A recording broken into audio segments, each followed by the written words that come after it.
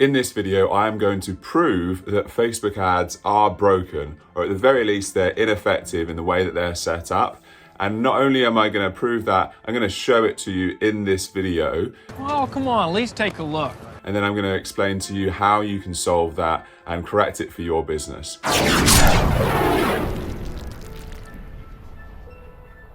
My name is Max Sinclair. I am the founder of Snowball Creations. I run paid ads for all types of businesses, e-commerce and B2B. And so this is something that I live in every single day. And so this is really, really crucial. It's a difference. Something's changed really over the last, however long it's been now, good few months that this has been happening. And ultimately it's damaging your business if you're running Facebook ads because you don't understand what's really happening with your Facebook ads. And there's lots of different answers to this, but I'm going to show you one near the end of the video in a simple way. So stick around for that.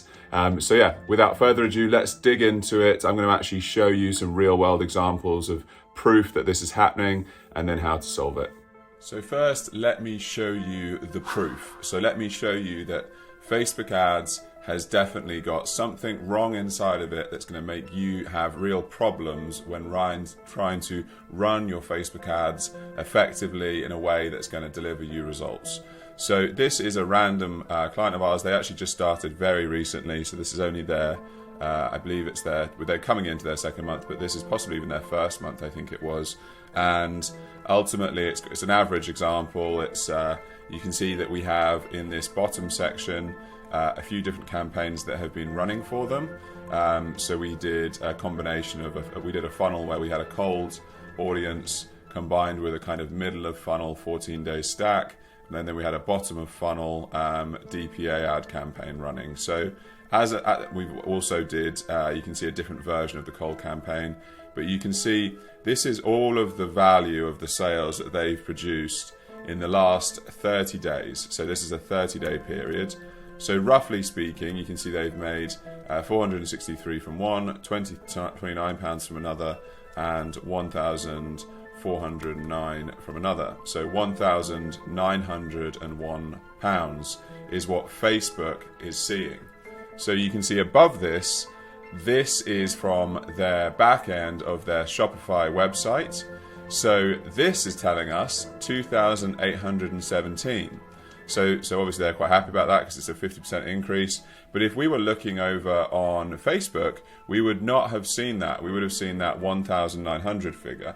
So this is underselling us in terms of what we're achieving from our Facebook ads. This is missing roughly like £900 worth of sales. That's like a serious amount. That's like roughly a third of the total amount of revenue that this company has made from its ads. And just to be very clear, this is only from Facebook ads. They don't do anything else. So this is why I can show you this one figure and it works.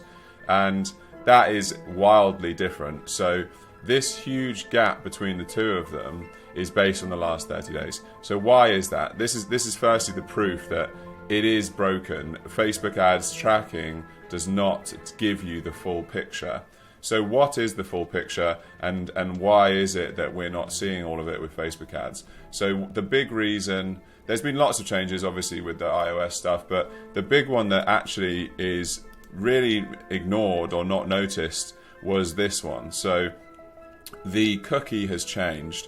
It used to be that you could do up to 28 days, I believe it was, off memory, a cookie. So a cookie, firstly, just to explain, is somebody looking back over the history of their particular user's journey through their website. So it's a little bit of code which we put into your browser, which is the Facebook pixel, or in other situations it's the Google tag, or it's the LinkedIn Insight tag, or other kind of formats of that.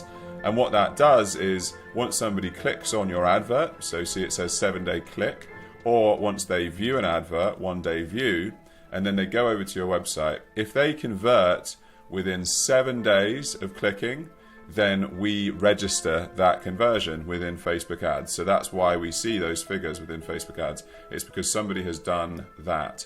Or they've just viewed the advert and within 24 hours, they've also gone ahead and purchased. So this is the most generous. You can actually just do 1-day click, or just 7-day click, or just 1-day click without the day view. Oh, hey, could you just hit that like and subscribe button real quick for me before we carry on? Because it makes me the happiest of men. So this is sometimes okay, like if you have only ever impulse purchases and only ever people just see the ad and instantly go ahead and purchase, or they just never do, then that might be okay. But ultimately, this company that I'm talking about here as an example is a fitness brand selling gym equipment, and gym equipment can range from maybe £20-30 for kind of accessory items, but up to combo packages which are over £1,000. So people do not make, instant purchases for £1,000 items. Very often it takes them many weeks, even months, to actually choose to go ahead. So if we were only going off Facebook's view, we are missing anybody that takes longer than 7 days to purchase. That's actually why, in particular, this particular campaign I showed you had a 14-day stack remarketing, because we want to follow users who are interacting in the last 14 days. We often do a 7-day stack, but with this particular company, we know that we need to chase those people for longer because it just takes longer. The sales cycle is longer. So that's why we're missing this huge figure. So this is the problem. So what is the solution? Firstly, there's quite a variety of solutions. There's different types of software that you can try and sign up to and use. One that we personally like, that we do for all of our clients, for example, to make sure that we're actually seeing what's going on, is Google Analytics. It's been around for a while. And why do we like it? It's because the cookie is drastically better. So it's more generous is probably the better way of describing it. So how long does the Google cookie last? It can technically last up to 2 years. So this varies quite a lot. So you can set it for different levels. And if you're using Google Ads, for example, you could do like 30 days or 60 days or 90 days in different scenarios like that. But ultimately, you're able to follow users for such a longer period of time, so that if we run an advert today and Johnny Gym Goer wants to see, is interested in that particular gym equipment, he clicks on the advert, he goes through to the website, but then he goes away and he talks to his partner and tries to convince her that it's a good idea that they open up a big home gym, and then they have to wait for payday. So there's like about 2-3 weeks until their payday comes around again, and they have the £1,000 to spend on that kind of gym combo set. So within that scenario, Facebook ads will not see that, but Google ads will. And Johnny Gym Goer is still a valuable, great conversion, and it was still that Facebook ad that got him to go ahead. If it wasn't for that Facebook ad, he would not have chosen to move forward and make that purchase. And so we should give value back to that particular Facebook ad. And so we shouldn't. It's really important that if you don't do this and you leave Facebook ads alone and don't use Google Analytics to ultimately track, you will be missing out on this, and so you will make the wrong decisions. It could be, for example, that actually everybody chooses to move forward after 3 weeks.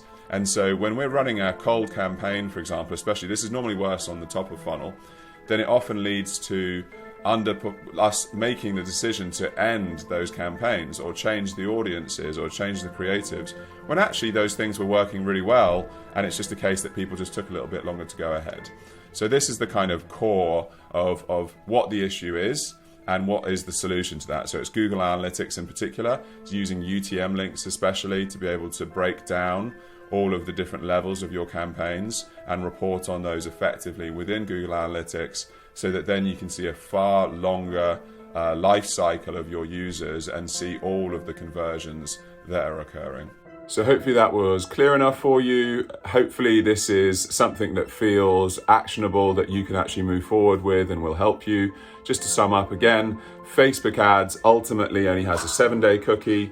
Google Analytics allows for far longer cookie tracking, so you're able to really see what that user's doing for a far longer period of time. So most sales cycles realistically do not all convert in those first 7 days, so it doesn't give you all the data that you really are after to know which of your ads are working. So you need to get Google Analytics set up, you need to learn about and understand UTM links. If you really struggle with these things, obviously feel free to just get in touch, because we do all of that just as standard with any client that we work with to manage their ads. But otherwise, maybe if you're interested in this and you would actually get like a video about how to set up your Google Analytics and then how to set up those UTM links to tie into Facebook ads and then be able to see that data to really see those conversions in that better way like I'm talking about, maybe leave a comment, let me know. Like if there's enough people actually interested, I'd be happy to do an extra kind of follow-up video to this where I go really into the depth of how to set up Google Analytics. It's a bit too much for just this video.